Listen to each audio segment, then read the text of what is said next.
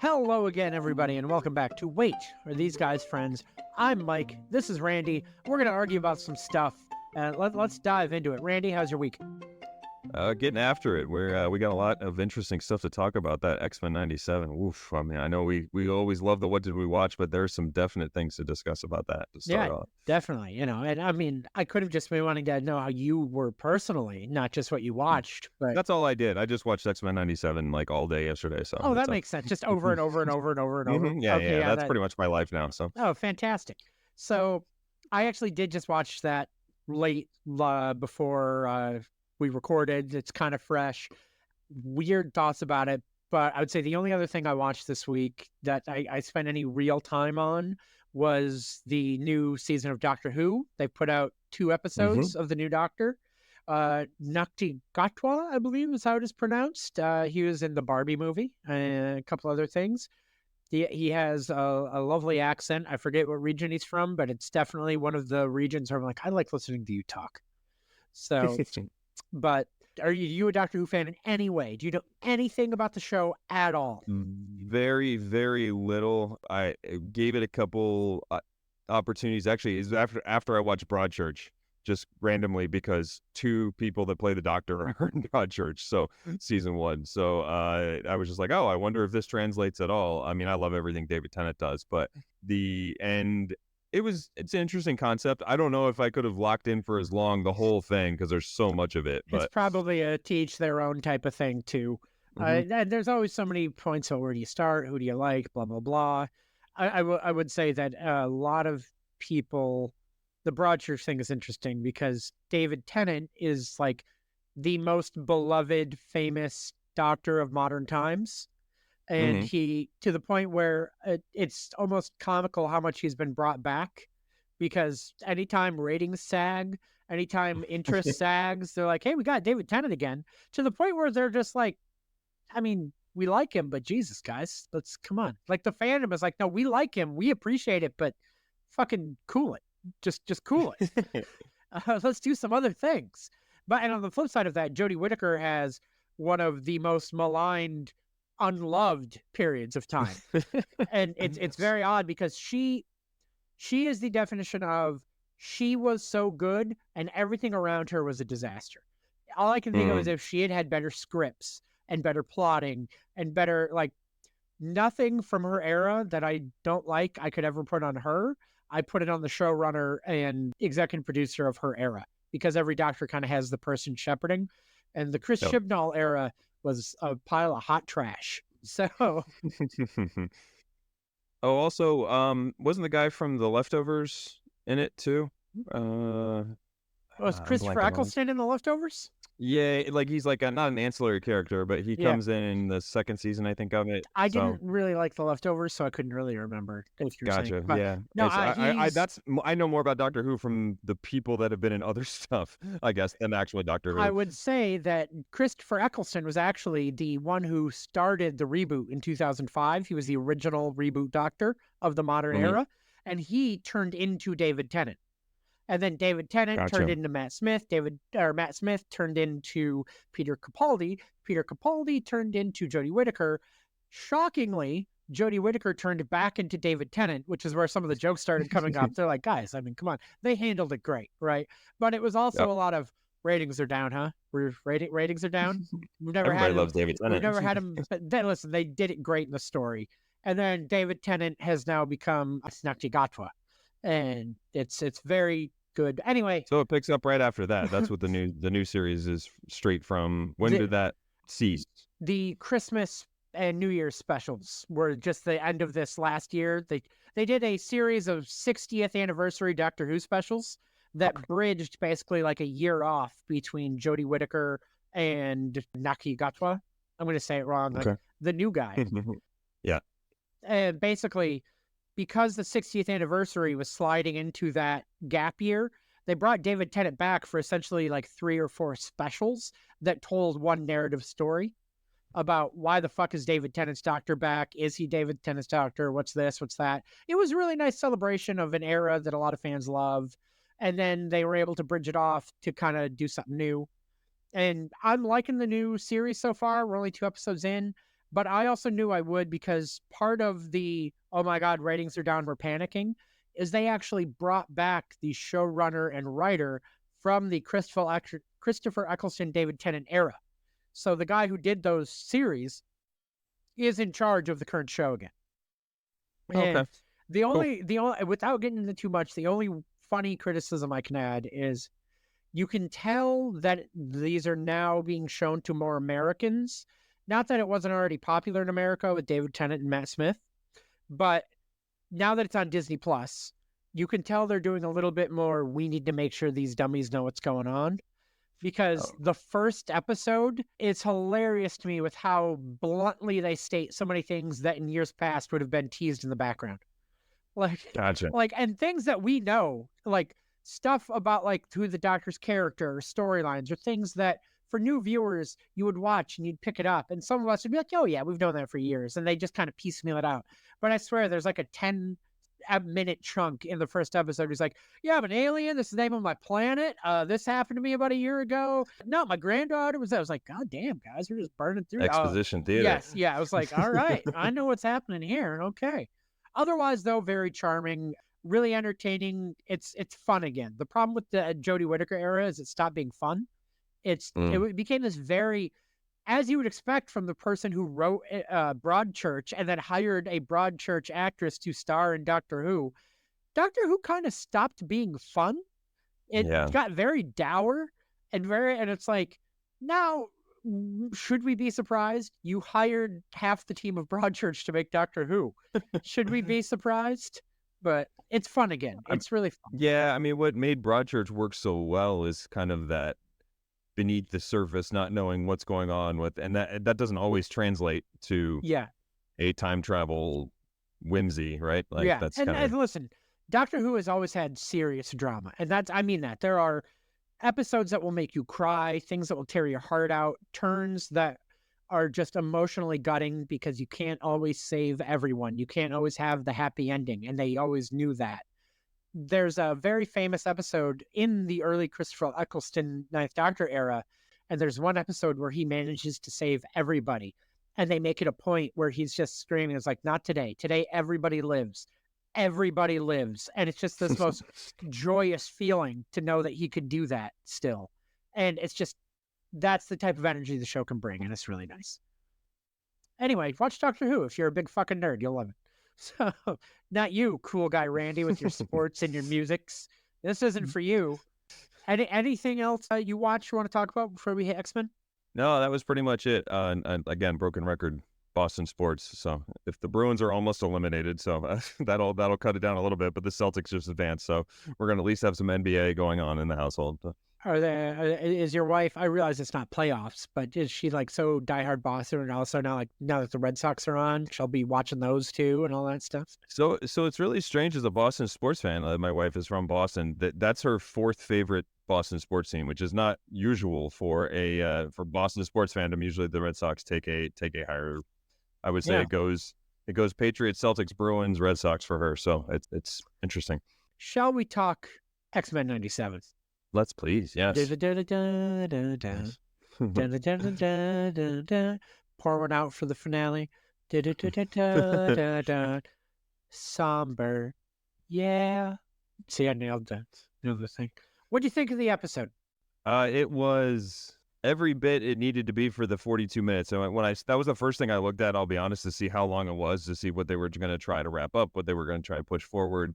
We can get into specifics as we go through. The only thing that I had a little bit of an issue with was I thought the Phoenix was used very quickly to solve something and then kind of go away, which I thought it's a little bit more of an intense storyline, like leaving with Jean. I mean, I guess they were trying to showcase that it was with Jean before Yeah. the Madeline split. Like, so, okay, I get that. And the undoing of Sinister was pretty satisfying. Agreed. Agreed. It just seemed like it was a little quick weapon, which I thought the Phoenix was a little bit more of a controversial, like, how do you fight it taking over you completely, being power hungry. Like, that was my understanding of it, and maybe if that's wrong, that's no, fine, you're right. but We talked about the concept, not for X-Men, for something else, of like a Deus Ex Machina last week. Mhm. This felt like that in that regard. of we needed to save Jean, we need to do something with Jean, we need to get Jean out. And to be fair, if there's something that Jean Grey will always be associated with, it's going to be the fucking Phoenix. Sure.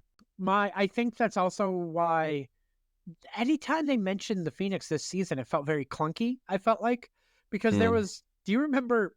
This season has been so good, but there was one moment, like episodes 2 or 3, like when Jean first came back after we found out Madeline had been cloned, all that stuff, where she's like, yeah, and then I had to become the Phoenix and save this, and the Phoenix Force took me over. And then she paused and she was like, oh, that's right, you were there. Like, clearly they were trying to figure out a way to need to say that for the audience. And I feel like it's because they needed to, like, lay at least some kind of building block for this way they were going to get out of the finale. And Sure. the Phoenix was not needed or necessary for the story they told this season. And it felt that way when it showed up briefly, you know? Yeah. Yeah. And I will say that if I'm doing that, I'm nitpicking entirely. Everything else, amazing. Like, just like great culmination to things to push the story forward. I mean, I'm interested after doing some research and reading a couple things on reviews, just what exactly is going to be part of it. Obviously, Apocalypse is going to be in the mix here too, but there's some other things going on is there going to be residual stuff from Xavier and Magneto in their thing? You know, is it Onslaught? Is that the name of? That's who I talked about last week. I didn't name drop him because I didn't want to overwhelm you. But that's the good research. And that's interesting too, because so I would like to note that if we're given this episode rankings of any kind compared to the rest of the season, I thought it was perfect in regards to what it needed to be, like you said. From a personal standpoint, this is not a critique of quality. It was an amazingly good episode. But from a personal standpoint, I'm going to give it like a B because it made choices and did some things narratively that I wasn't in love with.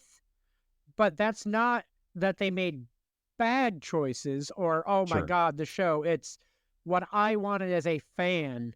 I wish they'd gone in different directions. Does that make sense? That's so I would agree with that. That's why when I say it's not like top tier, it isn't not top tier because, oh, they tanked it. It was bad. No, that was really well done. It was as artful and expertly handled as everything else they've done. I just personally wish X, Y, or Z might have happened. Thoroughly entertaining. That was put that way. Like, it was never bored or at any time looking away from the screen or anything like that. It captured my attention for the 34 minutes or whatever, if you include the extended credit scene. I had to go back and remind myself because I was just so used to, after I watched the first episode and I sat through the entire credits because I'm like, oh, I'm so used to Marvel having a post credit, and this one actually had one. I was like, oh, okay, hey, look at that. I like trying to figure out what storylines they're going to pick up next, what little nuggets they're going to grab. I will say we talked about last week that the next issue of the story was Wolverine 75, which focused all about the struggle of Wolverine healing and staying together and this and that. And not a lick of that was handled in this. They gave him one scene where they're like, he's alive, he's on a ventilator, heal up, buddy. And that was that. And that disappointed me because I wanted more of the struggle of Wolverine. And like, I wanted to feel more of what Wolverine was going through. I wanted to experience more of what Wolverine was going through. And having had the incident brought to life via the cartoon, I wanted to see his aftermath struggle brought to life via the cartoon. And it just wasn't. And I was a little disappointed by that. I read somewhere also that this may be the precursor to him being recruited into the Four Horsemen of the Apocalypse as War to join with Gambit and whatever. So. Which that's the teaser with Gambit on the card. And that was definitely, that's ripped right from the comics. There was a long stretch in the mid 2000s, maybe 2010s, early 2010s, where Gambit was just a bad guy, but not like, I'm a bad guy. It was, he knew he'd been manipulated. Like, it was an interesting thing where he wasn't being mind controlled by Apocalypse to the point where he's like, I don't know who I am and I'll kill you all. He's like, hey guys, I have to serve my master now, and this really bums me out, but I have to kill you. I was like, which is a fun way to do it, you know, because you can Gambit way to do it. Right. You can turn someone evil and be like, oh, how can we get Gambit back? But to have him still be Gambit and be like, this is a real bummer, guys, but you got to die. The other thing that I realized why I maybe feel lackadaisical on the episode is we'd talked a couple of times in the other episodes about how happy I was that this wasn't just focusing on Xavier and Magneto again as a series. And that's literally what the entire finale was. And I was like, Yeah. okay, maybe it's earned because they were slowly building to this type of thing throughout the year. But also, I could have done without it because listen, it was expertly acted by the voice actors. It was so well done. It was animated great. But every piece of X-Men media since the year 2000 has focused on Xavier and Magneto, and this entire show has been not doing that in that direct way. And I was really digging it, partly because it just felt so fresh and different.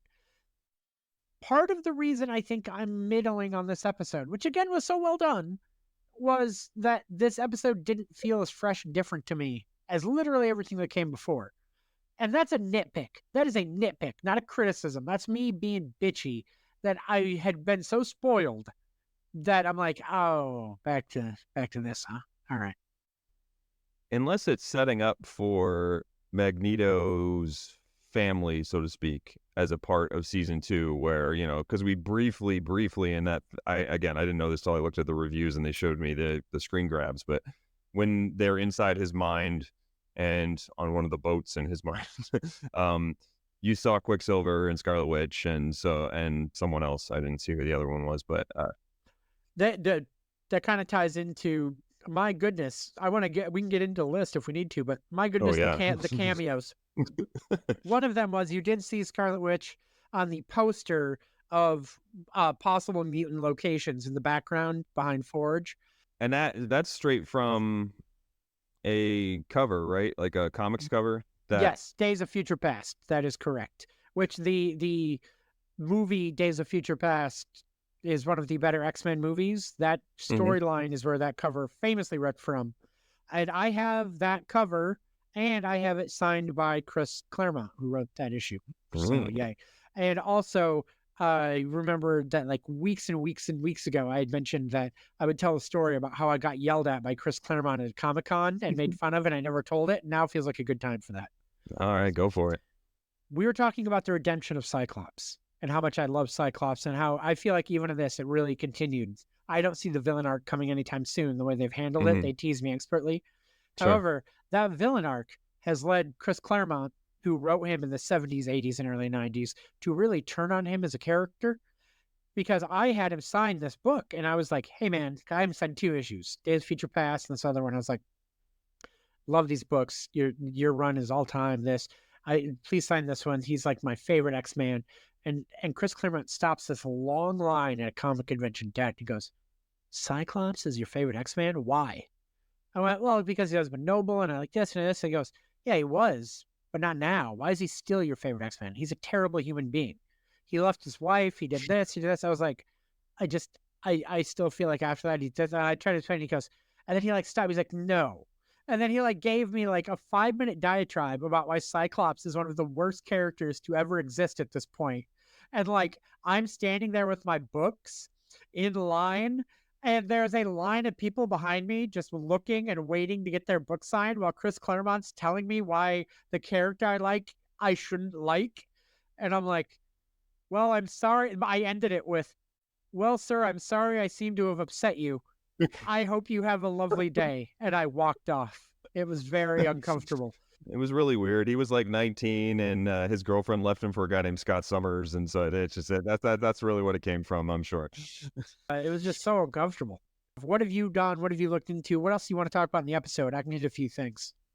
One thing that was fun when President Kelly opens up the Magneto protocols, and he's looking at Magneto's threat level, his portfolio. I don't know, not portfolio, whatever it's called. But some of the aliases were, and I'm blanking on the voice actor, but the guy who was the voice actor for Magneto in the original series, not currently. David Beckham or something like that was one of the aliases, and then it said Ian M.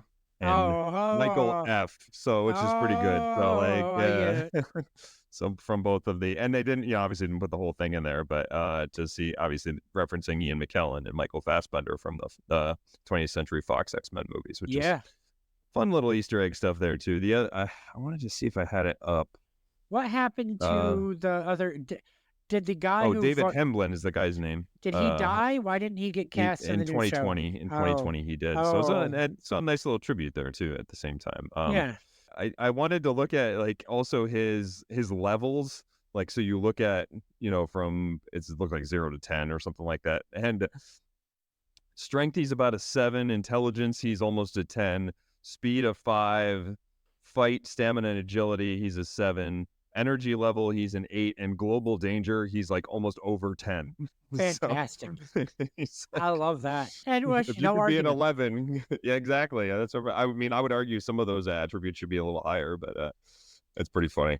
Can I pivot slightly to Mhm. a very, very, very short David Hemblin, former voice actor, passed away in 2020, Magneto, IMDb deep dive? Not All his right. voice acting roles. I want to talk about his live action roles that are listed on his filmography. Okay. He was in Short Circuit 2 as the henchman. That's really enough for me. However, then he's in Tommy Boy, which I got to look up. It says Archer in Tommy Boy, which I'm trying to remember what that would be. Archer. Is that the guy's name, Archer, or is there an archery scene I don't remember in Tommy Boy? That's got to be like the guy's name. Maybe he's one of the guys in the plant. Maybe. Yeah, that would make sense. That would make a lot of sense. Oh, he's one of the guys that Tommy is pitching to. Tommy and Richard are pitching to. Oh, great. Wow, that's yeah. I had to do some quick searching. So, but That's fantastic. Good work out of you. But yes, that's really all that mattered to me there is that he has a bunch of other little roles that I don't entirely care about. He was in the 1997 Jamie Foxx film Booty Call as well. So, and he was in the Rollerball remake that I remember was a famous disaster with Chris Klein, LL Cool J, and Rebecca Romaine. What a career. I'm discounting all of his very famous voice roles. I'm not going to list any of them because he had those. He was in Short Circuit too, which is really the only reason I wanted to mention it, because I fucking love that terrible movie. If there's both movies are now problematic. In the 80s, you didn't necessarily think of the first one as problematic, but then you realize that Fisher Stevens is doing Indian face. So and I'll be blunt, as a 5-year-old in 1989, I didn't know that. I didn't think about that. It was, unfortunately, the world. I did not get it or process it. So I have a very soft spot for the Short Circuit movies.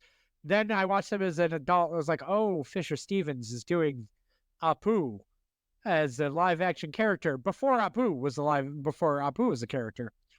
So anyway, this is a complete sidetrack, but long story short, Short Circuit 2 is a terrible movie. I love Short Circuit 2. Michael McKean, Fisher Stevens, and a robot. Let's watch it right now. Anyway, I spent 97. Final thoughts. Anything you want to say before I hit a few where I think it's going based on the comics notes? Really, really interesting stuff. I liked that they their way to attack Bastion essentially was to appeal to the humanity of him, because that obviously they could not defeat him from a mechanical standpoint. So I thought that was interesting and a good way to approach it. I mean, it's whether it should have worked as quickly as it did, I don't know. I liked that they figured out that was their approach to defeating him, knowing that once he evolved, especially using Cable's arm, that and the did he use the technovirus technically? Is that how he evolved, quote unquote?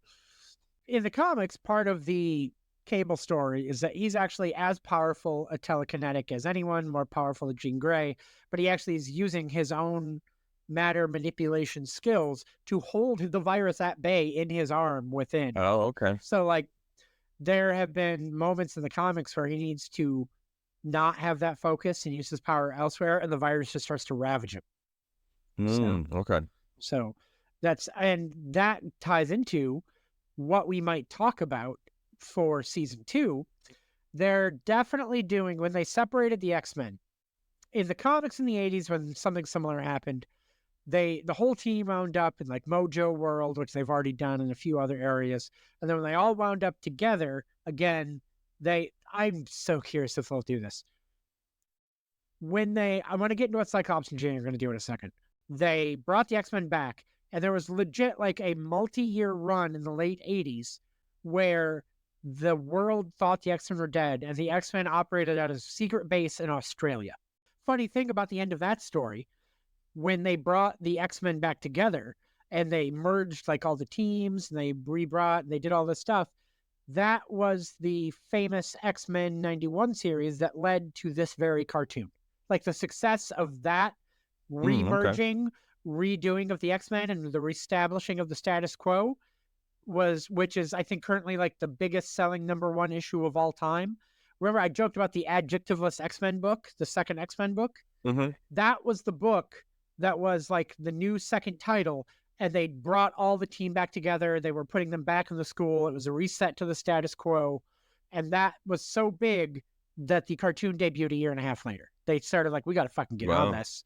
So it's just a fun little dovetail of where I think they may be going when they bring it back. But Scott and Jean, there was a miniseries in the mid-90s. They got married and they got abducted on their honeymoon is how it happened. And they wound up in the future where it turned out that they were the adoptive parents that Cable had been raised by. But Cable didn't know they were his real parents. They never told him to not fuck with the timelines. So he never knew that he was raised by his parents until they got back from the future. And they were like, holy shit, Nathan, it was us. And he's like, yeah, I get that now. Holy crap. Yeah. Yeah. The question I have for you, without getting, I guess, too deep into it, and they run essentially into their son not too long after, a couple, 10 years after they sent him to the future, more or less? Okay. And the mother is one of their kids from a different timeline? Is that who Rachel Summers is, essentially? Because the mother, they said Mother Oksani, isn't that Rachel Summers? You start getting into X-Men timelines and it becomes, you say you don't want to get into a deep dive, we should probably just stop and say, see you next season. So fair enough. Yeah. Let's see where it goes. Yeah. Because boy, it's a lot. No, I'm very interested though. I think they did a great job of it tying up a few things while pushing forth something else that gives a little bit. Even if you're not that involved in the comics, you're interested in what's going to happen. You're vaguely aware of Apocalypse. If you're really into the comics, you're really interested in what's going to happen because you're like, they could go this way or they might zig. They may take a little bit away from the storyline. Let's pivot simply to our Tom vs. Tom battle, part 2. Hanks vs. Cruise. Randy, I got to dial it up. Do you have the scorecard from last week? I got to find it. We did the 80s last week. We looked at each year of the 1980s and we said, who won the year, Tom Hanks or Tom Cruise? A couple caveats. One, for reasons that I made Randy explain then, and you can go back and listen to the episode, a decade in this is 81 to 90 and 91 to 2000. Exactly. Just roll with it and accept that that's what it's going to be, because it was a thing last week and we're just going with it this week. So 81 to 82 for both of them were kind of nothing, right? They each got a point. Yep. So they were working, we determined, but yes. So, but 83 is when movies started happening respectively and things were happening. Tom Cruise won 83, Tom Hanks won 84 and 85. Tom Cruise won 86 and 87. Tom Hanks won 88. Tom Cruise won 89 and 90. A lot of big movies in that area. If you want to know what they were, go listen to last week's episode. Tom Cruise currently has a 6-4 lead. We will do decade versus decade, but we will do an overall total, obviously. But Tom Cruise won the 80s. I think it's going to be a tougher battle in the 1990s. I think Hanks is going to make up some ground here, yeah. Yep. Weirdly enough, though, as we start to look into, I don't believe either made a movie in 1991. What is even the point of this fucking game now, Randy? It's almost like we could have started the episode with the 90s and talked about Days of Thunder and Joe versus the Volcano, as the first year in a decade, and yet we can't do that for odd reasons. That again, you'll have to go. I'm a rebel, Michael. You just have to live with it. Okay, fair. You're rebel, Dottie, a loner. Okay, so I guess much like the 90 or the 80s started with a combo point, we're gonna have to Yep. give a combo point for 91 to both. Unless we give them nothing for 91 because they weren't doing anything. So That's true because 81 and 82 they were working actors, and then yeah, yes, there was the CD and some other stuff. so they Yeah, get no points. No I points. like it. There will be no points awarded. 1992, however, Yeah, this is pretty good. Well, let's do Hanks because he just had the one because he was in some other stuff, but he was uncredited in Radio Flyer. So really, it's just A League of Their Own, which he's great in. even much as he is a comedic character in A League of Their Own, it is the movie that got him the movies we'll talk about moving on. He's so good as the surly coach. Did you watch the Prime show at all?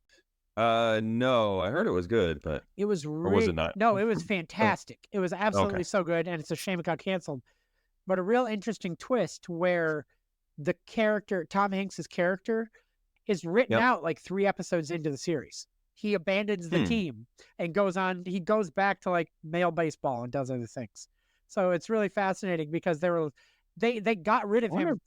I wonder if that happened in real life because that guy's based on Jimmy Dugan is based on Jimmy Fox, who was an aging, just alcoholic slugger. A guy had hit 500 plus home runs in the big leagues. This was just a way to stick around baseball. So you're saying maybe the way that it was handled in the movie, where he was the inspirational member of the team and helped, and they changed each other, could have been bullshit, and the show was maybe more realistic. Possible, yeah.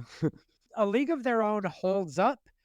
Everyone does amazing work. Even the people that you maybe would think, ooh, that's an odd cast, they're doing so good. But as a slice of history, moment in time, 1992 movie, you can't change any of this. It's perfect with how Sure. they've done it.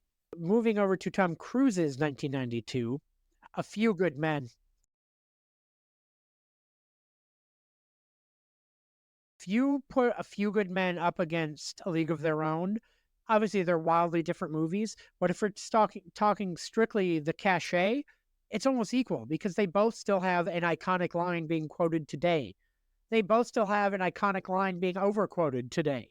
You can't, like, we've used other movies where that's the deciding factor, right? Like, what is the scene that is more relevant in this moment in time 20 to 30 years later? They both still have it.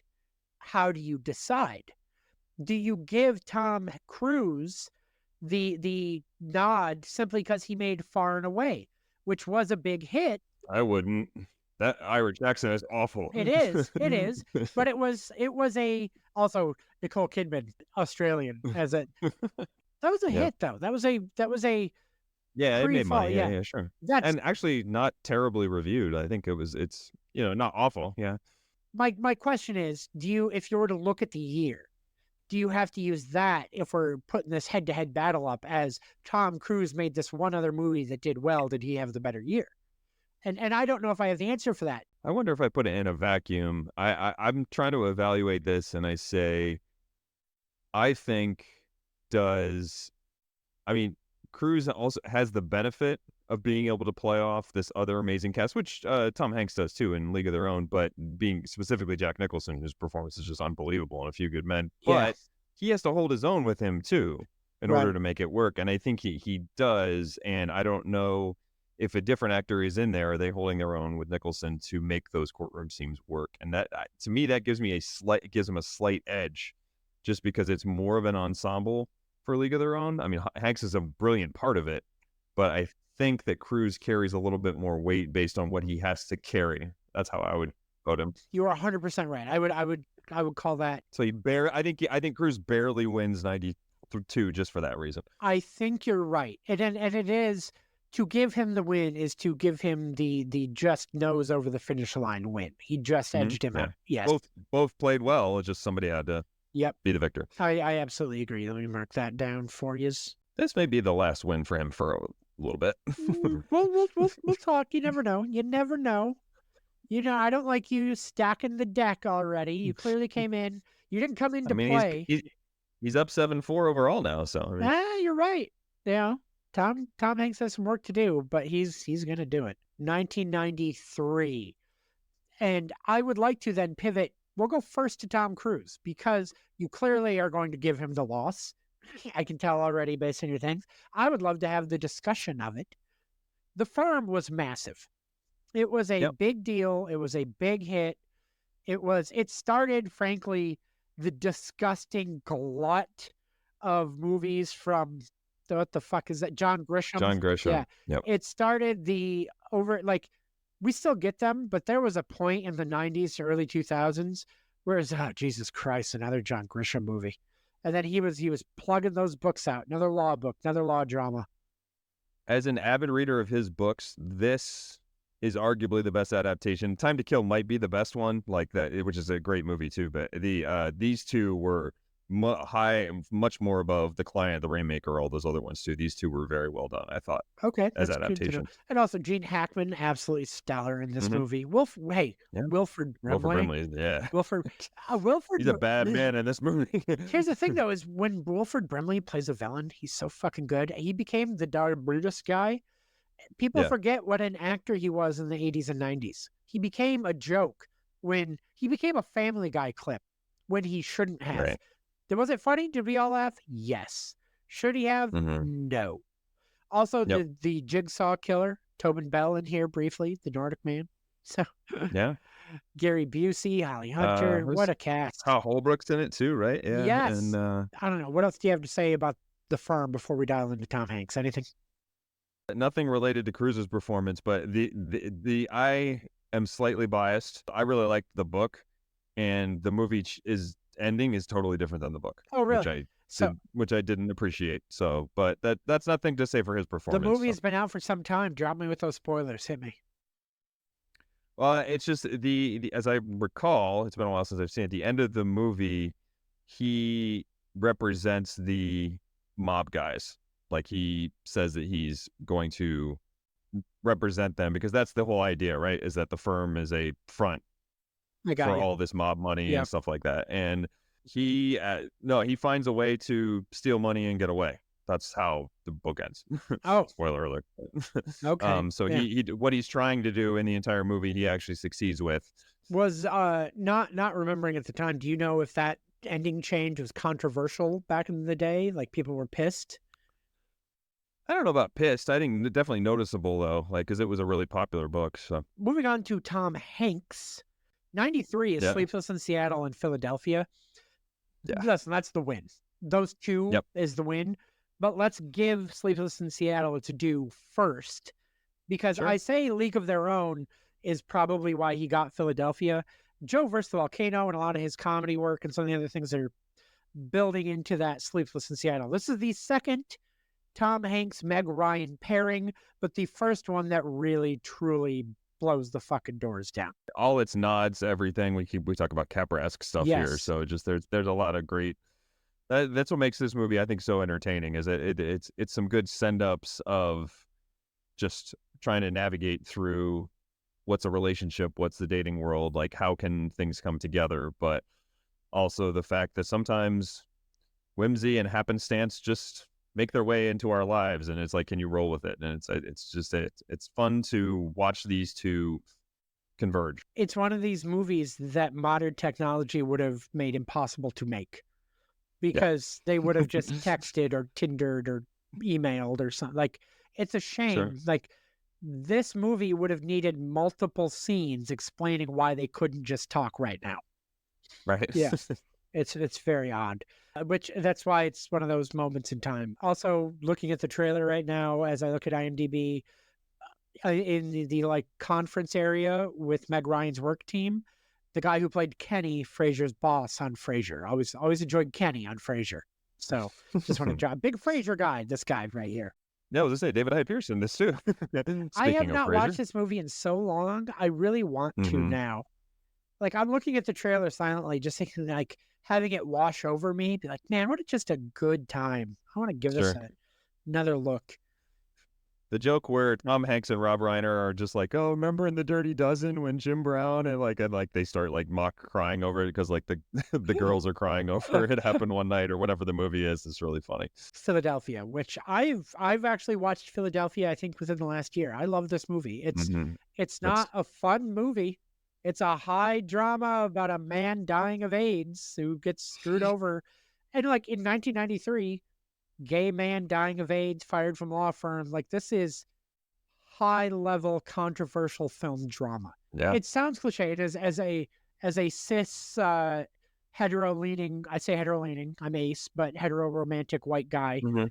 to talk about this topic can always feel awkward. But you look at it's the whole movie of a black man defending a gay man in a movie made in 1993. This was big.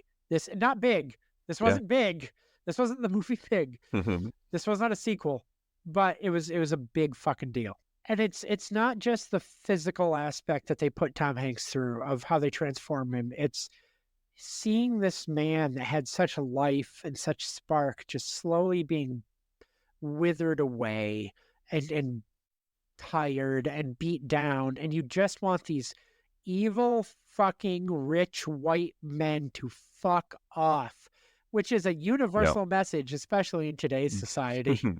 I think too, to open up to never to make that be one of the more phobic aspects of it is those guys. And then too, I mean, Denzel wrestling with it is interesting for his character development for sure. But then to see the moments with Andy's family or things like that, I think it juxtaposed a lot of nice things together to see what was really going on from a multitude of perspectives, but that it wasn't all necessarily against Andy. There were people that were in support of him, and it was just that. It was just like that was their life. They accepted things for how they were, and I think it was nice to see that because you don't always get that representation on film. Yes, and you're right too with Denzel's performance being very nuanced in the sense that he wasn't a fucking gallivanting hero.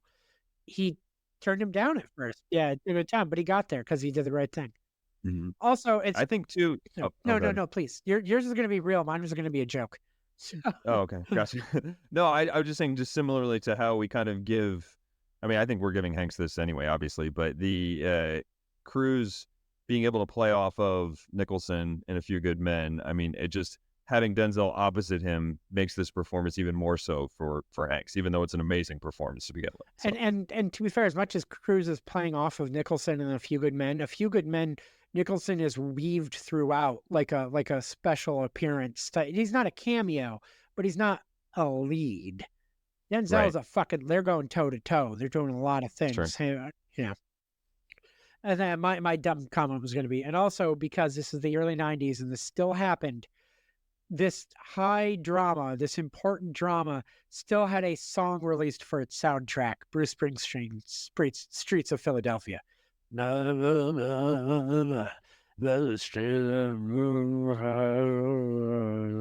Sorry, okay, anyway. 1994, Tom Cruise. Interview with the Vampire, part 1 of the Vampire Chronicles, which technically I got a part 2, I think, without Tom Cruise in it, but it was also the third book that they adapted as a second movie, and then they scrubbed all it and just made a TV show. So Yep. I got to look up the box office. Was this movie a bomb, or was this a hit, or was this a maligned hit, as can often happen? I think it's the latter. Yeah. I feel like you heard Cruise and Pitt together, and everybody was rushed to the theater. Christian Slater. It was Hunk Town. It was big Hunkville. It was Tom Cruise, Brad Pitt, Antonio Banderas, Christian Slater in 1994. My dick's wet just thinking about it. Wait, I don't know if I like how I said that. I was trying to think of how. Moving on. I was trying to think of a way to say I don't know. I don't know how this works. I didn't include Kristen Dunst. She was only like 8. I didn't include her. Right. You didn't. I'm okay. I could have, because she's technically like 200 years old at one point, and I'd have been like, it's socially acceptable because she's 200 years old. So, This. Can we move on to where Hanks wins this year? But Randy, I'll be blunt. I've had 2 hours of sleep as we're doing this, and Yes. it may be showing. I didn't tell you ahead of time. When I said I didn't sleep very well, I stayed up late playing video games, and I've had 2 hours of sleep. There you go. This is my excuse. So here's the thing. Mm-hmm. I really like parts of this movie, Interview with the Mm-hmm. Vampire, and I really don't like other parts. I love all of the Brad Pitt and Christian Slater scenes when they're actually talking, where Brad Pitt's being tortured Lewis and he's talking with the interviewer, and the way the framing device, all the framing device stuff between those two, and the way Brad Pitt handles it and Christian Slater, I actually think that's fantastic. The problem is Tom Cruise as Lestat, which ironically, Anne Rice, who wrote the novels, was all against Yep. it. That she saw the movies and said he was amazing and she loved it. I still think he was terribly miscast. I Yeah. I think he is a real weak link in this movie, and it really Yep. shows. You're talking Sure. about some of the bad acting from Far and Away. That comes into this. Him trying to do different things. I respect him for going outside his comfort zone. The problem is, I think what you're going to find in the 90s is Tom Cruise going outside his comfort zone didn't work and doesn't Yeah. work. When he goes back to it is when he has success again. Tom Hanks, however, turned out to be so versatile that when he went outside his comedy comfort zone, he became an amazing dramatic actor, and then he became someone who could weave in and out throughout them. Tom Cruise has a rough 90s moving forward because he does try to explore, and more power to him. This is not 90s Tom Cruise is not what people think of the Scientologist era, right? I feel like people who maybe didn't live through it don't recognize that. If we talk about some of his career foibles in the 90s, it's not it's so many years before the couch jumping. This is an actor at the top of his game, at the top of the industry, trying things, and these things aren't working. And that's Interview with a Vampire for me. Thoughts on the movie at all otherwise? Interesting, because I really liked Christian Slater in it, and I just, in my little quick bit of research, it was actually supposed to be River Phoenix in that role before he Ooh. died, and then they had Christian Slater in it. So that was always my thought, was like, I would agree, I liked the Christian Slater and Brad Pitt stuff more, but that would have been really interesting with River Phoenix. So who Yeah, agreed. enjoyed watching it. I guess it was, popcorn movie, like kind of, it's for lack of a better term. So, but You remember last week we talked about the Bonfire of the Vanities and how it was a bomb and not well regarded, and Tom Hanks was in that one, and I didn't really understand the deal with that movie. yeah. I would like to read you this quote from Anne Rice about Tom Cruise's casting in Interview with a Vampire. Oh boy. Upon learning that Tom Cruise had been cast, Rice was livid and stated Cruise could not carry the part, calling the casting so bizarre it's impossible to imagine how it's going to work, and, quote, the worst crime in the name of casting since the Bonfire of the Vanities. Rice recused herself from the production. That's funny. However, Rice was later so impressed by Cruise's performance, she sent him a letter of apology and recorded a 2-minute video endorsing him that was included as a feature on the VHS. So how about that? So really what that gives me the same vibes of was all the people saying every Batman's going to be bad before they see every Batman being Batman. You just got to give these people a shot. Tom Hanks's 1994. It's a small movie, based on a fairly successful novel. Yes. Which, by the way, before we say it, I would say I've never read the original novel, but I have read the sequel, which is weird. Oh, really? Yes. Yeah. It's not good. And a lot of people said it wasn't good. However, that original novel and this movie, 1994's Forrest Gump. Now, Yep. I love this movie. I adore this movie. Mhm. This movie was the doors down. This movie was everything, every Oscar, every this, every that. Which, by the way, we didn't even mention. Tom Hanks obviously won the Oscar for Philadelphia in 1993. He then doubles up and wins it again in 1994 for Forrest Gump. So 2 lead actor Oscars in a row. I feel like this movie has an interesting legacy. This movie is so successful and was played so much and has been played so much through the years that I actually feel like people have turned against it in recent years. I've seen a lot of maligning of Forrest Gump. Sure. I think there's something to be said about people, like, I don't personally feel this way, but we can get into it. Something of like whitewashing history or this or that. But I don't feel the movie did that. Personally, I don't feel like it was just the way the movie was presented of this man moving through time, unwittingly influencing things. It wasn't necessarily meant to be a direct representation of history. I just feel like this movie, for as big as it was over the last 10 years or so, has suddenly found a lot of detractors. And I don't know if that's just because it permeated pop culture to the point where people turned on it, which can often happen. Yeah. It's a cooler thing just to not like the thing that's beloved. I don't know, maybe something to that effect, where it's like I see something in this that it's I don't know. Maybe because everybody saw it, it's hard to tell. Right. Maybe it's because its legacy is a terrible chain restaurant. I don't know. It's so bad. Could be that too. But no, I dig this movie. It still holds up. It's still so well done, and it's one of those movies that I could, if you had the old school cable model, which I haven't, even with streaming or YouTube, I don't have like we used to. But this is one of those ones where if it was just on, similar to that Shawshank Redemption vibe, if it was just on, no matter where it was on, I'm following it from that point.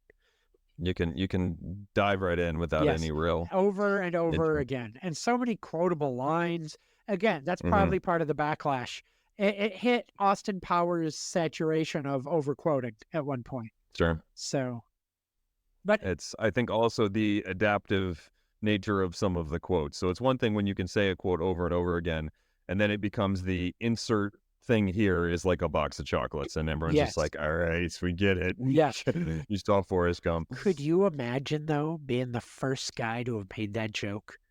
Like, holy shit. Blow the roof off, yeah. Yo, I saw that movie. That's hilarious, Bob. I get that. That's hilarious. Yo, Steve, you gotta hear the shit Bob just said. You see that Forrest Gump movie? The shit's hilarious. And then it just snowballed from there. Yep. So a week later, yeah, that thing Bob said. Bob comes back with the second one, and everyone's like, Bob, we're fucking tired of this shit now. He's like, I only did the one. As we saw the movie, go away. Everyone's doing it now, Bob. Everyone. Yeah. And then Bob killed himself later that night. Oh wow, look at that. That took a dark turn. Sorry. Mild bit of trivia. I'm gonna try to bring this back. But I was trying to get in before we unfortunately said goodbye to Bob. Can I tell you? Only can I one tell you other, my dark secret? Oh boy, I never thought Bob. I never thought Bob's joke was that funny. Oh yeah, well, that's probably led to his undoing, but it's poor Bob. Oh, he knew I was phoning it in. So this is why they always say people should speak up and talk to those and be honest with people.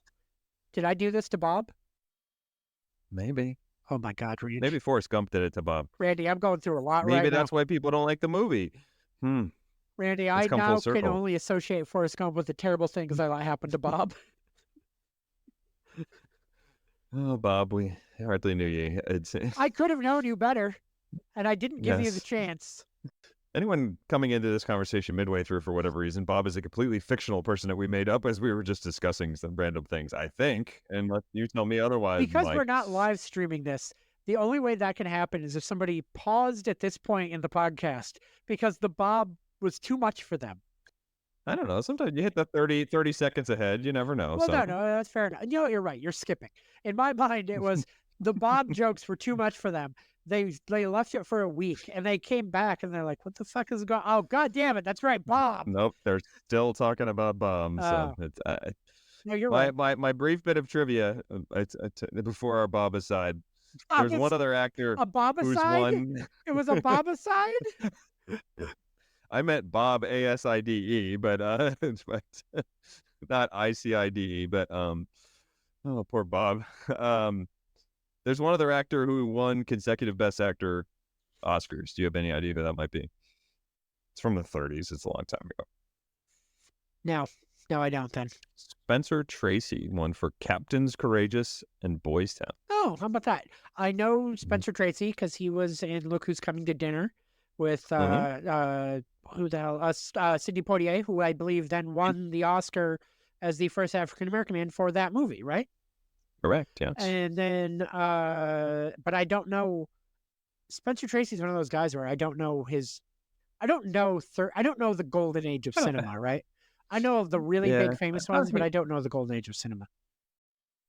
Yeah, I thought he was kind of on the heels of that Bogart and that kind of stuff, right? And then sort of Cary Grant, like those type of things. So, to dial back to our convo, which I took off the rails, so I'm a real dick.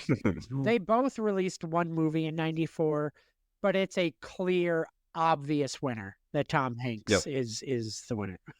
So No argument here. we are now looking just that quickly, I believe, at a 6-7 battle, right? Yeah. Hanks making up for it. Coming in strong. And I think going to take the next year as well, personally. I would agree, because what did Cruise have in 95? He had nothing. Nothing. Okay. So here's my question. I always wonder when a movie, when an actor does a movie that's a big swing, right, and it doesn't go great, do they have to stop and take stock? Because he doesn't do a movie in 95 and comes back, we won't spoil it, with a big fucking hit in 96. That's also a complete kind of return to form. Two yes, big you're right. hits. We'll dial back to that. Well, I don't want to skip ahead yet. I've always thought, though, is when you see that gap year, was that a natural gap in their filming schedule and how they had accepted? Or was it, oh, that swing didn't work, I need to take a minute, I got to readjust? I've always thought about that. When you say sometimes, like you mentioned last week, oh, it's weird how you can see years stopping. And I always wonder, is it a conscious choice or a filming choice? Like just how it shook out. You go to 1995 and you get Apollo 13, where Tom Hanks got his third straight nomination for Best Lead Actor. Did not win this time. I did enjoy his SNL monologue from, I believe it was a week after he lost the Oscar, where he read his humble, in quotes, acceptance speech for winning his third Oscar. Very, very good SNL monologue. Very classic. Are you sure? 95? Apollo 13? 95. Okay, yeah. Was that a Best Actor nominee? I'm looking at the Oscars and just Apollo 13 was definitely nominated for Best Actor. Apollo 13. 100 fucking Hanks was? Yes. Okay. 100 fucking %. I will dive into this immediately. 90. He won in 90. See. Stand by. No, maybe you were right. I really thought I swear I remember that. I gotta look this monologue up now. Actually, yeah. Ed Harris was nominated for Best Supporting. Maybe I'm remembering. I don't know if he got a nomination for that. Hang on. That would have been cool, 3 in a row. But you know what? I might be conflating something, and I will mea culpa this. I gotta put. I'm holding my mic. I gotta put my mic down. I need both hands for typing. I gotta get to work, Randy. Yep. We're gonna hang tight while I look at something. This is what I'm remembering. Let's see what he says. I had to have.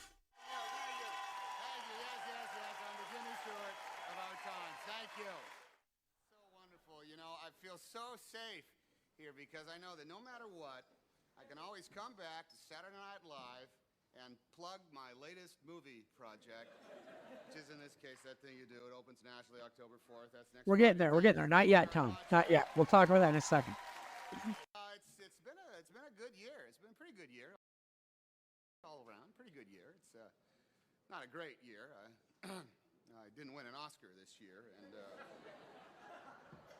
It's okay. It's all right. Nicolas Cage. They gave it to Nicolas Cage, who was really terrific. Absolutely. And it's a great achievement for Nick. It occurs to me that this would be the perfect place for me to read the acceptance speech that I would have made this year. Won for a little movie called Apollo 13. So that he was nominated. That's what I'm saying.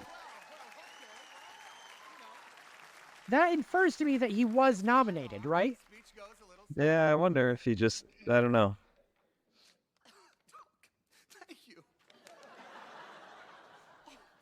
That aired in September 1996.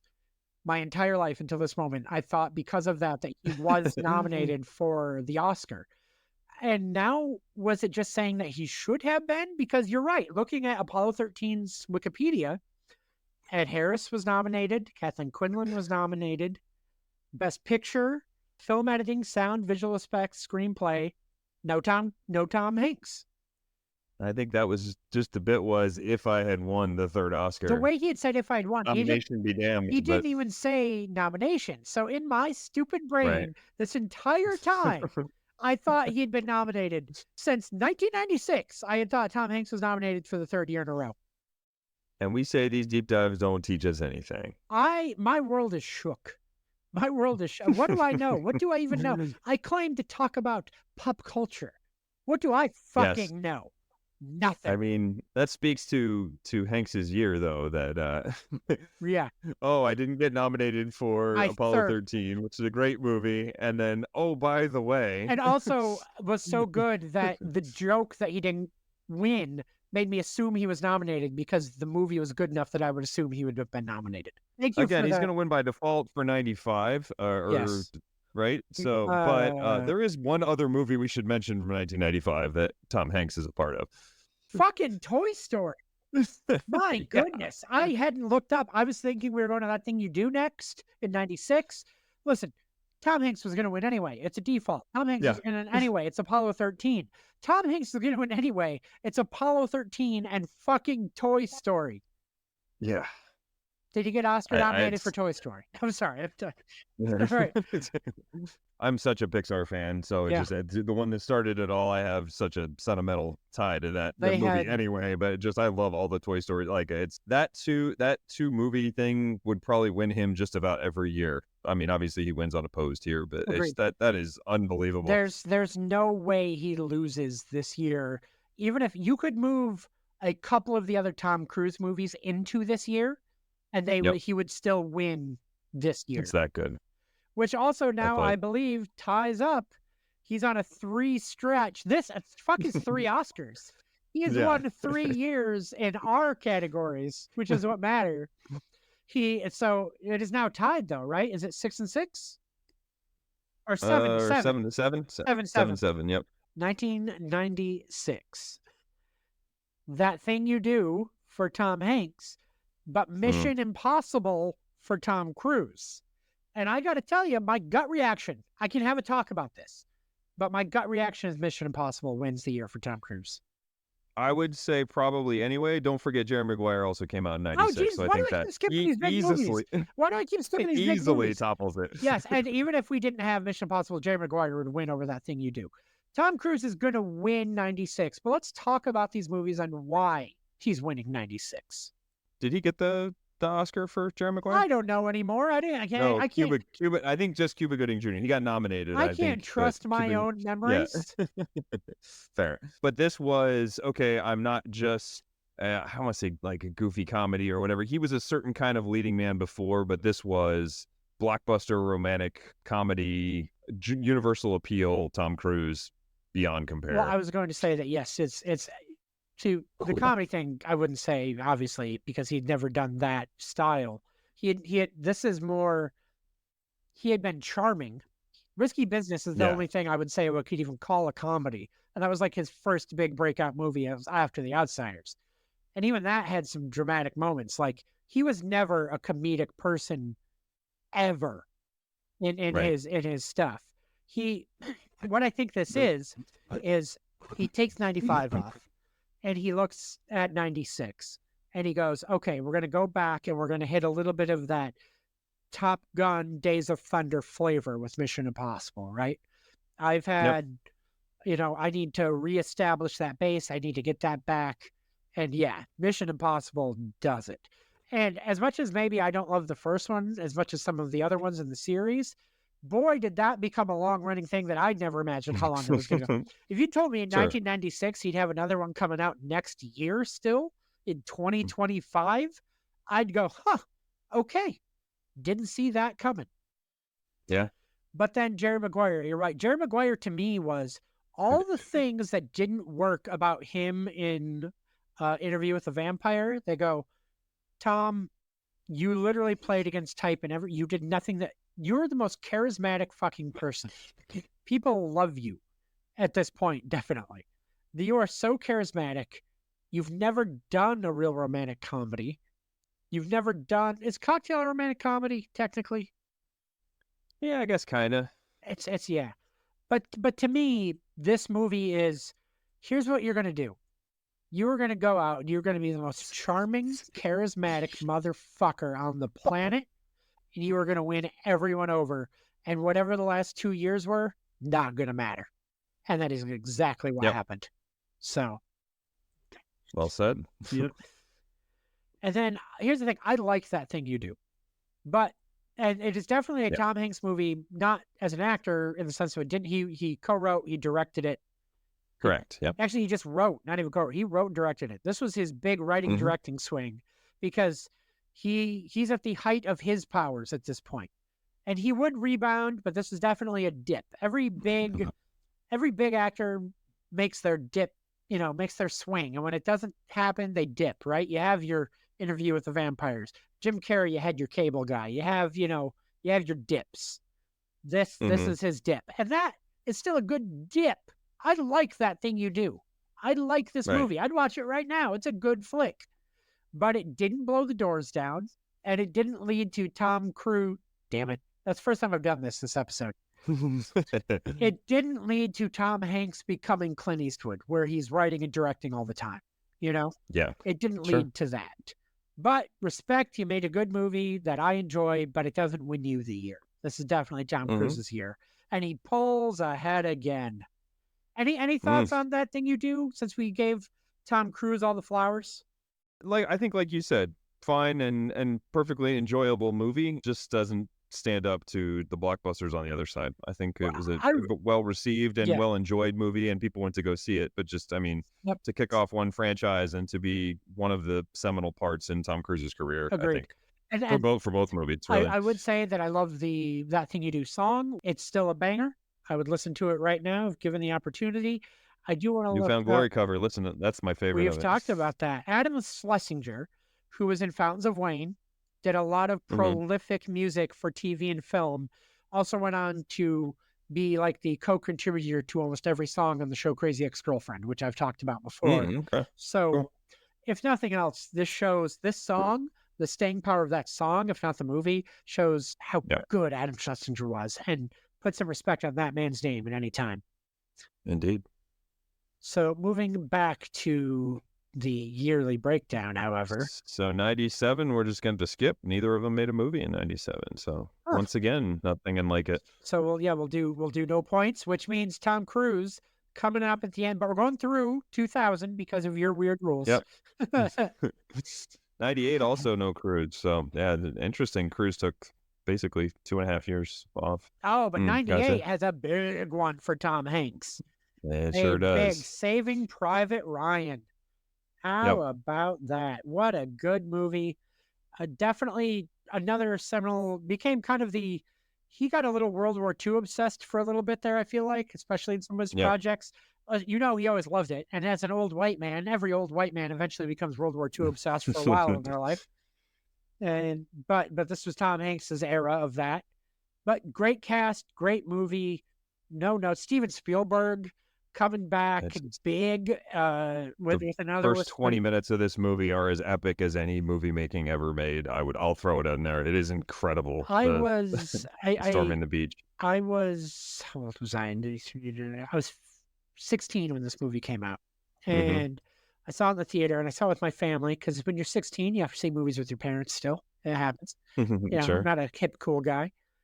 And my dad looked at me later. He was like, "You all right? You seem kind of weird during the opening of that." And I was like, It's intense. shook. I was shook. And he Yeah, kind of made it's- fun of me a little bit. Not in a mean way. Just he was like, "Really?" I was Yeah. like, "Yeah." And I remember it. Like, it just really hit me. And as your snot-nosed little shithead 16-year-old, I really did feel the gravitas of everything that was going on and understanding what it was trying to show. And I feel like saying that people won't believe me, but that's the power of the film, that I was this shithead little 16-year-old Sure. feeling it the way I felt it. So there you go. Yeah. Yeah. Nice. But I mean, it's no Short Circuit 2. No. And I think for 98 too, You've Got Mail in there. It's just kind of the, I guess, icing on the cake type thing. But I think Saving Private Ryan is the thing that obviously would give Hanks the win in 98. Of course, it is the lesser of the Meg Ryan team up movies. It still has its fans. It still has a lot of scenes people love. It has not aged nearly as well for obvious reasons as Sleepless in Seattle. Sleepless in Seattle and You've Got Mail are so fascinating because we talked about the timeless nature of Sleepless in Seattle and how the movie couldn't be made because of today's technology. Meanwhile, You've Got Mail ages poorly because it tries to embrace that era's Right. technology. And because of that, you can't watch it as timelessly as you could watch a movie that had no technology. It's very odd. Very much a snapshot of its time, Yeah. for sure. And I loved a lot of it, but it's very odd. Yep. Moving All on. right. 99. Yeah, hit me with the Tom Cruise 99. I closed it again. I don't want to get back. Gotcha. Yeah. So this would be Eyes Wide Shut and Magnolia Oh my for God. 99. I fucking hate Magnolia. I fucking hate that movie.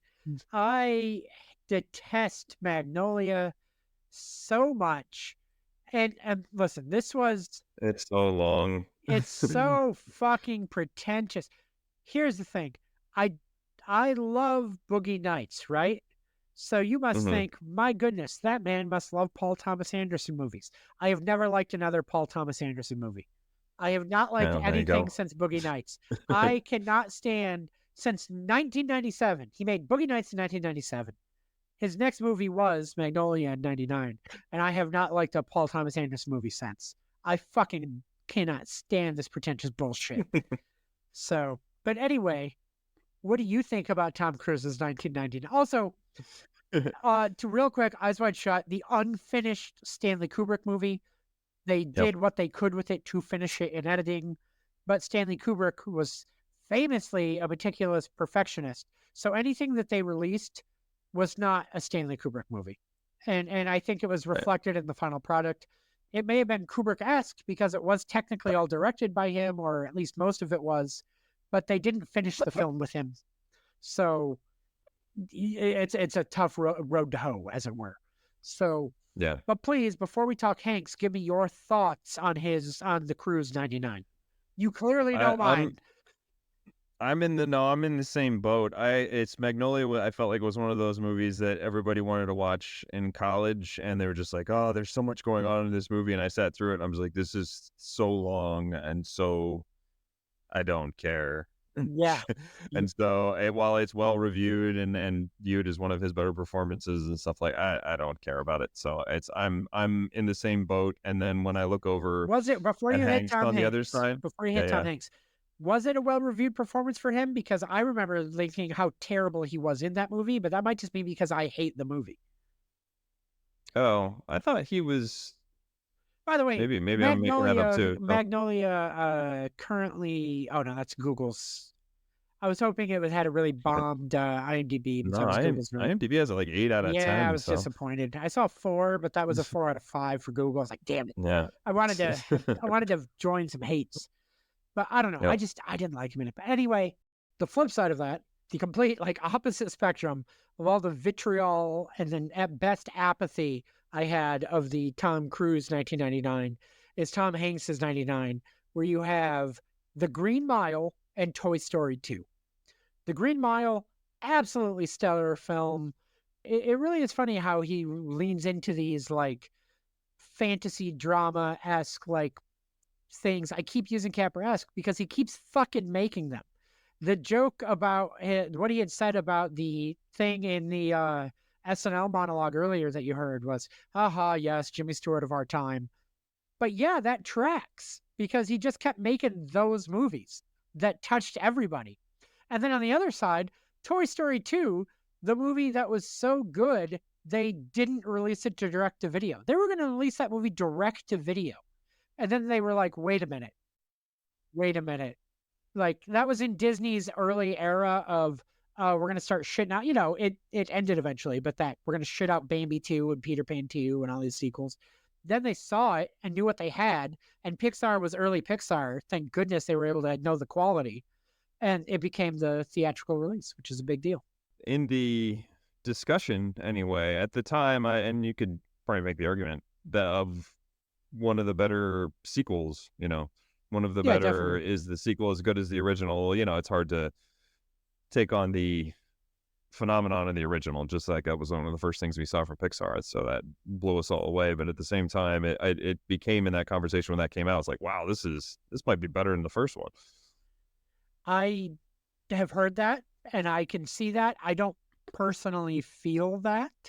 Of the original 3, I actually put it third. But it's in the discussion. It came in the discussion Oh, at definitely. the time. And it's tough for me to rank those movies because they're so emotionally tied to all of them.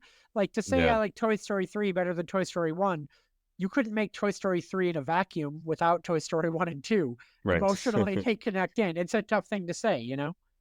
The part in Toy Story 3 that you care about, you don't care about if it's not for 1 and 2. Absolutely. Exactly. You've heard about the famous story in 1998 about what happened when they almost deleted the entire film? No, You've never heard this story. I Okay, haven't. good. No. For anyone that hasn't, the work done on the film to date was nearly lost in 1998 when one of the animators, while routinely cleaning some files, accidentally entered the deletion command code on the root folder of the Toy Story 2 assets on Pixar's servers. Oh my God. Associate Technical Director Oren Jacob was the first one to notice as character models disappeared from what they were working on while in progress. They shut down the servers, but had already lost 90% of their last 2 years of work. It was also found the backups had not been working for a month. The film was saved when technical director Galen Sussman, who had been remote working at home because she was taking care of her newborn child, revealed she had a backup copy of the film saved on her home computer. The Pixar team was able to recover nearly all of the lost assets, save for nearly only a couple days of work, allowing the film to proceed. That's wild. Which, by the way, there was a internet uproar. She was let go last year, by the way, from Pixar. So it's like I realize that it's been a long time. It's been a lot of years, but she saved Toy Story 2. So, isn't that nuts? Yeah. Oh, and by the way, that thing made $500 million worldwide. So, Yeah. Holy shit. Producer of the movie said, we went from direct-to-video to a feature film, and we had limited time in which to finish that feature film. The pressure amped up. Forget seeing your family. Forget doing anything. And then in the middle of all that, they deleted the film. So I don't know if of Tom Hanks's like well-regarded dramatic swings, I say swings, but movies, I remember of the era in 99, Green Mile was massive.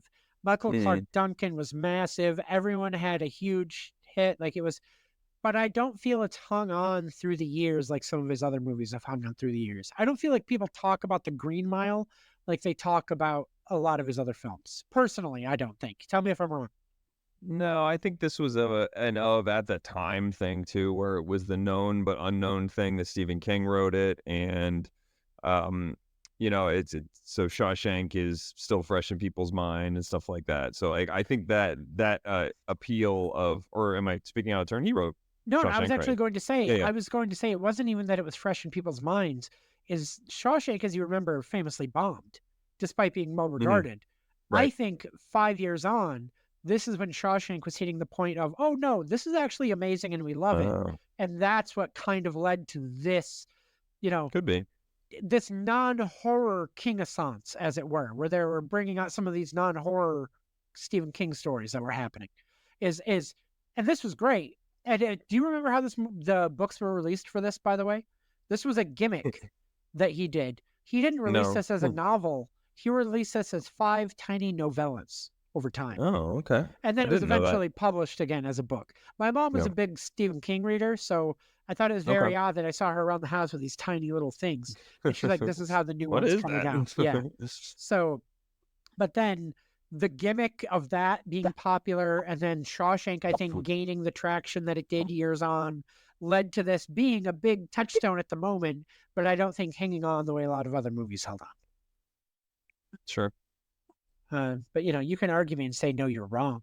No, I think, I would argue that it only contributes to it, only helps it.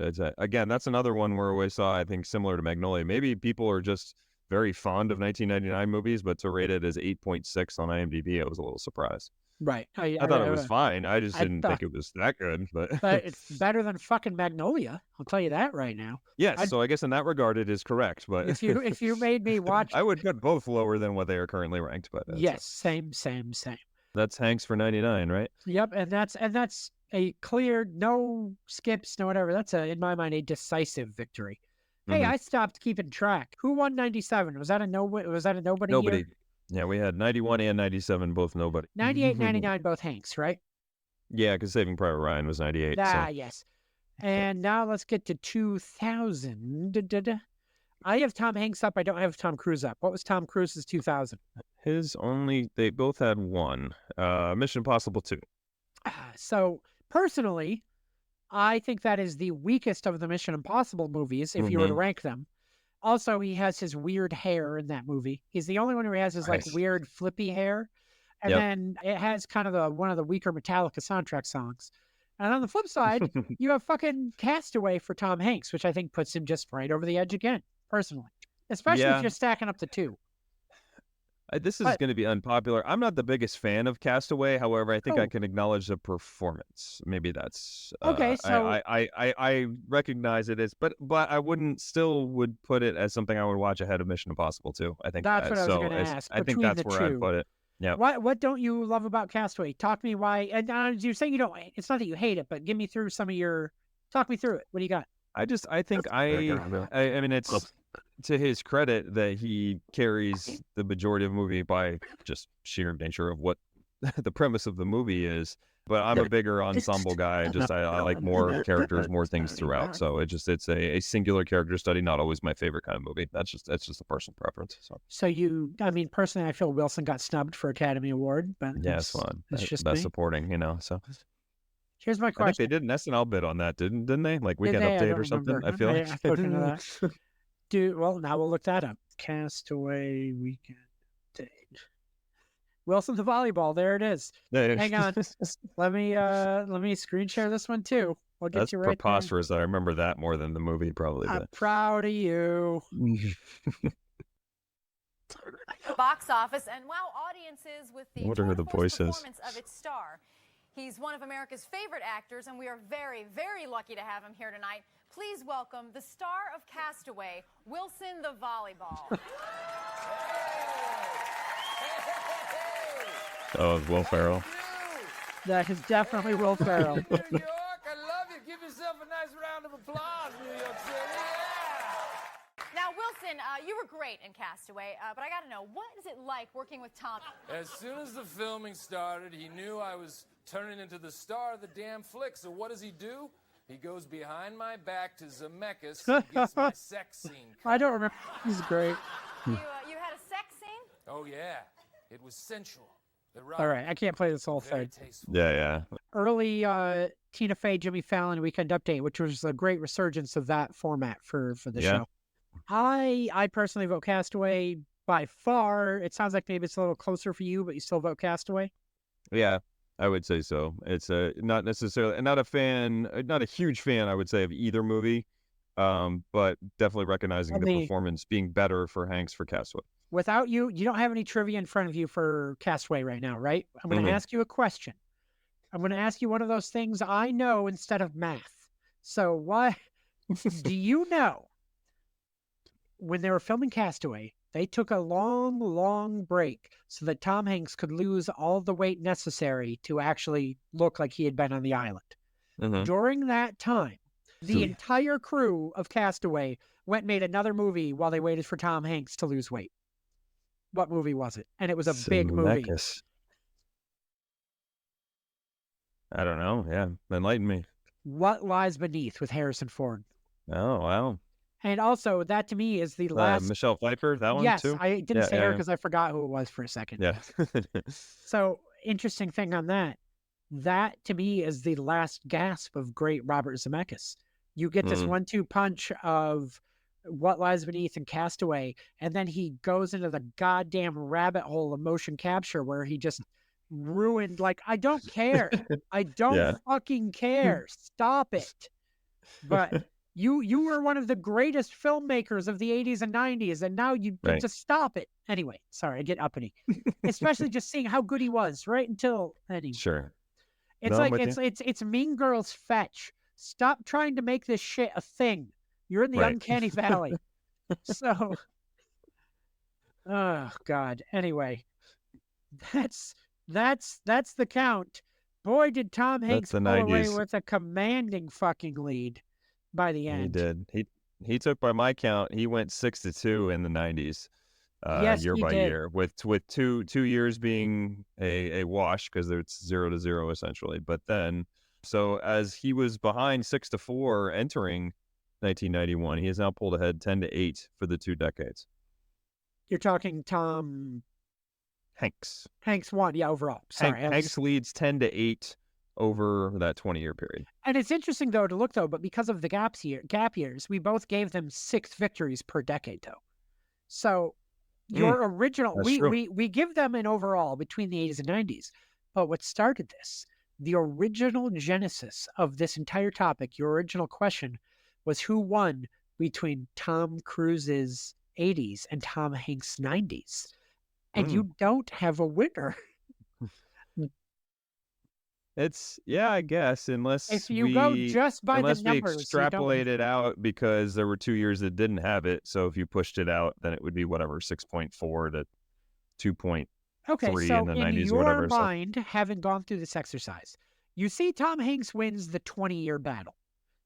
Going back to the original germ of your question, in your mind, who wins, Tom Cruise's 80s or Tom Hanks's 90s? I think Tom Hanks' 90s because it's a more decided decade of victories where it was a little bit closer in the 80s. So whereas Cruise won, but Cruise, they both had 6 victories, but there were less opportunities. Like Hanks went 6 for 8, Cruise went 6 for 10. Did you think, before we looked at the numbers, before we looked at the actual breakdown, did you think it would be closer? Like in how they stacked up? I did. I had it in my head that Cruise was longer throughout the 80s, where it seemed like it was kind of one little, although, I mean, he won 89 and 90, so I guess it's hard to, hard to argue that one way there. That more surprised me. I thought like 83 through 86 would just be Cruise across the board. I think I was more surprised that Hanks held up in there. Definitely. Yeah, good call. So, but yeah, no, fascinating stuff. Mm-hmm. So we will figure out what the hell we're going to talk about next week.